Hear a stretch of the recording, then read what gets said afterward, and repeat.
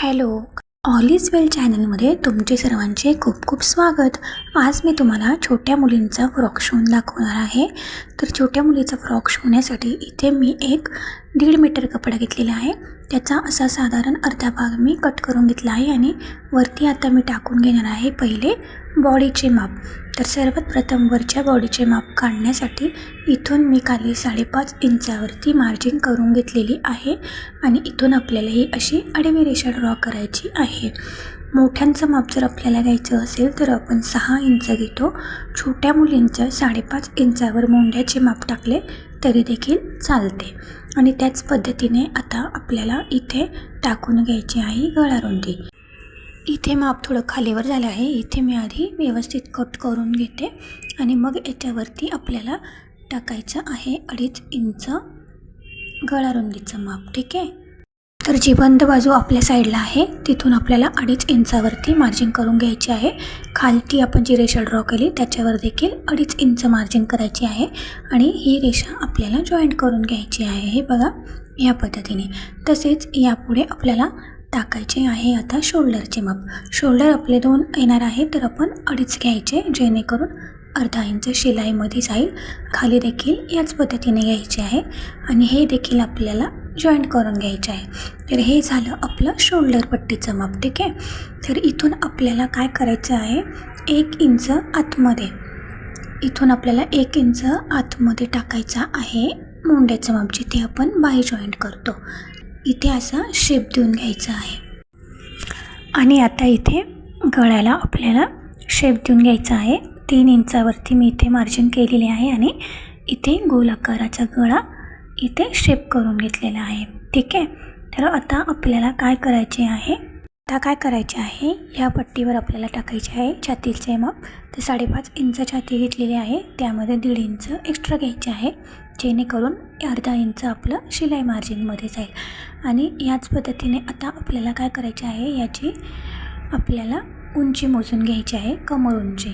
तर याची कमर उंची मी साधारण घेणार आहे 12.5. तर ती 14 घ्यायची जेणेकरून तो शिवून आपली 12.5 इंच होईल. ठीक आहे. इथून देखील एक रेषा ड्रॉ करून घ्यायची आणि आपण जे वरती माप टाकलं होतं 6.5 इंच त्यापेक्षा 1 इंच कमी घ्यायचं. तर इथे मी घेणार आहे 5.5 इंच. तर 5.5 इंचावरती मार्जिन करून घ्यायची आणि इथे ही रेषा अशी जॉईन करून घ्यायची. ठीक आहे. तर हे झालं आपल्या वरच्या साईडचं माप. आता हे आपण कट करून घेऊ. ठीक आहे. तर शोल्डर पट्टीपासून आपल्याला इथून असा जो आपण आकार दिलेला आहे तिथून असे व्यवस्थित कट करून घ्यायचे आहे. तर खूप छान वाटतो असा ड्रेस. तुम्ही देखील एकदा नक्की ट्राय करून बघा. तर हे बघा या पद्धतीने मी असे कट करून घेतलेले आहे आणि आता आपल्याला काय करायचे आहे, तर खालचे जो भाग आपण याला जोडणार आहे त्याचे माप टाकू. तर याची मी जी रुंदी आहे ती घेणार आहे 23. तर 23 इंचावरती मी इथे अशी मार्जिन करून घेणार आहे. तर फ्रॉकची उंची घेणार आहे मी इथे 25. वरती आपल्याला 14 इंच एक्स्ट्रा सोडून, एक्स्ट्रा म्हणजे आपण जे बॉडीचं माप काढलं आहे ते मायनस करून खाली आपल्याला 25 इंचावरती मार्जिन करायची आहे. आणि इथून देखील आपल्याला एक अशी आडवी रेषा ड्रॉ करून घ्यायची आहे. इथून मी असा एक थोडा शेप देणार आहे. खालून हा खालचा भाग येईल आपल्याला, इथून असा थोडासा गोलवा देऊन हा भाग आपल्याला असं व्यवस्थित कट करून घ्यायचा आहे. ठीक आहे. तर हे झालं आपल्या बॉडीच्या खालच्या साईडचं माप. आता आपण ड्रेस स्टिचिंग करायला सुरुवात करू. आता जो आपण वरचा पार्ट काढलेला आहे वेगळ्या बॉडीचा, तर तो सरळ ठेवून आपण जो इथे गळ्याचा शेप दिलेला आहे तिथे आता सर्वात आधी आपण गळा तयार करून घेऊ. तर गळा तयार कसा करायचा, तर मी 10 इंचाची क्रॉसपट्टी कट केलेली आहे. क्रॉस म्हणजे पट्टी कट करताना थोडी तिरपी कट करायची जेणेकरून जेव्हा आपण ती पट्टी वळवतो तर ती आपली पट्टी अशी सरळ पडत नाही, अशी वरती येत नाही. त्यामुळे कुठल्याही गोल गळ्याला पट्टी जॉईंट करताना, पायपिंग करताना कपडा हा कधी पण थोडासा असा तिरप्या याच्यात कट करायचा जेणेकरून आपली पट्टी ही अगदी व्यवस्थित जोडली जाते. तर हे बघा या पद्धतीने मी पुढच्या साईडचा गळा तयार केलेला आहे. आपण जी पट्टी जोडली तर तिच्या उलट्या बाजूने आपण जिथे आपल्याला शिलाई दिसते तिथून थोड्या अंतरावर असे कट मारून घ्यायचे. असे कट मारल्याने जेव्हा आपण पट्टी आतमध्ये वळवतो तर ती व्यवस्थित वळते आणि आपला गळा हा फिनिशिंगमध्ये दिसतो. ठीक आहे. वर देखील आपल्याला एक 1.5 इंचावरती शिलाई करून घ्यायची आहे. तर हे बघा, तुम्ही बघू शकता पुढच्या साईडचा गोल गळा किती छान झालेला आहे. आता याच्यावर एक मी व्हाईट लेस लावून घेते. हे बघा, पुढच्या साईडचा गळा तयार झालेला आहे. आता आपण बॅक साईडची हुकपट्टी तयार करून घेऊ. तर हुकपट्टी तयार करण्यासाठी काय करायचे आहे, इथे मी एक कपडा घेतलेला आहे. तर हा चौकोन कपडा 5-5 इंचावरती व्यवस्थित कट करून घेतलेला आहे.